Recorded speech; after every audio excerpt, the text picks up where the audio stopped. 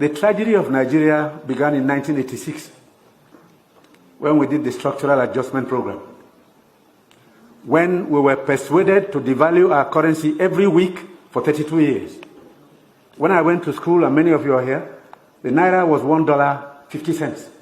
The naira was almost £1 sterling. They came here, persuaded some brilliant men from Harvard and the World Bank that weekly devaluation was wonderful. 32 years of devaluing your currency until we hit 527. And they were still telling us that the naira was still overvalued. That brought poverty, misery upon us. Then interest rates went to 30%. So nobody could build a factory, start a farm, produce anything, or create jobs. Because every time you bring in a shipload of rice, you also bring in a shipload of unemployment. Because you are transferring your wealth to sustain other economies. Somehow, Nigerians didn't notice it. So we became a nation of importers. Toothpicks. Toothpicks. Each year it cost us $18 million. Importing toothpicks. Tomato paste, $400 million. You talked about tomatoes now. One basket in town now is less than 2,000 naira. The farmers are losing money because the processors don't have enough funds to set up factories. You are going to do tomato paste, it's food-grade stainless steel.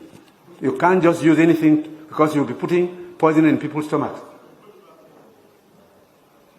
2 factories have started off. I believe by the middle of next year, we can comfortably tell importers of tomato paste to stop. But when you do, you make enemies. Even the rice we're trying to reduce. We have enemies, heavy enemies, people who can kill if they have a chance, because you're spoiling their business. And let nobody take it lightly. These guys have seized this country's economy, they've taken us hostage, and they have no intention of giving up. Because this is a huge market, a very sweet market, and they have taken control. This regime is unpopular in part because it is trying to cut down imports and transfer the wealth to our rural people. And I'm saying it because I have been in this business for 41 years and I can tell you some history. Audu Ogbeh is here. Import, milk, sugar, toothpicks, toothpaste, handkerchiefs, pencils, we don't make.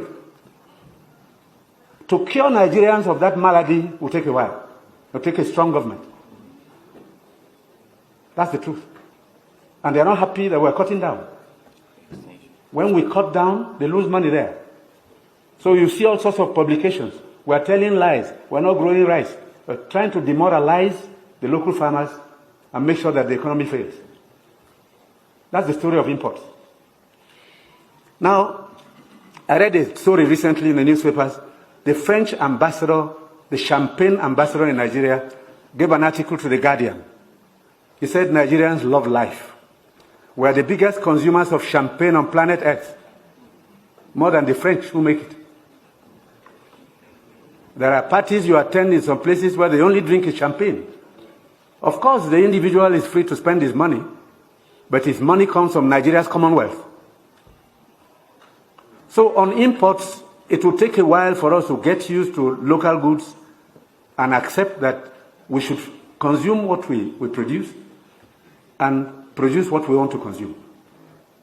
So I take your point. We have to take stern measures to cut down on imports because these young boys and girls who have no jobs today are not going to allow us to carry on enjoying life at their expense. They need jobs. They need jobs. They are children. They've graduated, they've come back home to begin a second childhood because there's no factory to employ them. And the ministries